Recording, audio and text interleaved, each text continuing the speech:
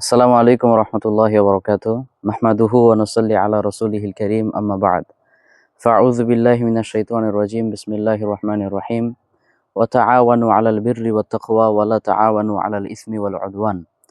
আলহামদুলিল্লাহ, আল্লাহর মেহেরবানিতে আমরা গাইবান্ধার সাগাটায় একটা মাহফিলে এসেছিলাম এবং এখানে এসে আমাদের অত্যন্ত ভালোবাসার একজন ব্যক্তি রেজওয়ান ভাইয়ের সাথে সাক্ষাৎ হলো আলহামদুলিল্লাহ।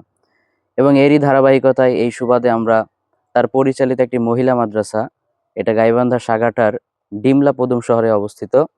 এটি একটি হচ্ছে সালাফিয়া মহিলা মাদ্রাসা এবং এখানে ক্লাস 9 পর্যন্ত খোলা হয়েছে কিতাবখানায়। সম্পূর্ণ শিক্ষিকা দ্বারা, মহিলা শিক্ষিকা দ্বারা এখানে পাঠদান হচ্ছে। খুবই মনোরম একটি পরিবেশ, পরিস্থিতি আরও উন্নত করার চেষ্টা চলছে।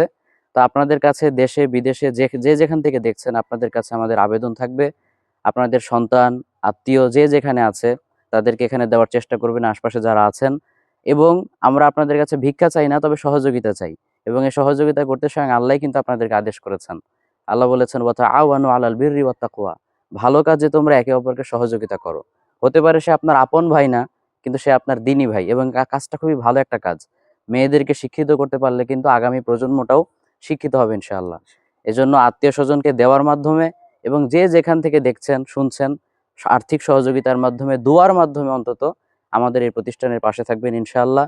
রেজওয়ান ভাইয়ের আরও একটি প্রতিষ্ঠিত মাদ্রাসা আছে, আমরা সবাই তাদের জন্য দোয়া করি। আল্লাহ তাআলা তাদের এই নেক নিয়তে বরকত দান করুক, আমিন। আসসালামু আলাইকুম ওয়া রাহমাতুল্লাহ।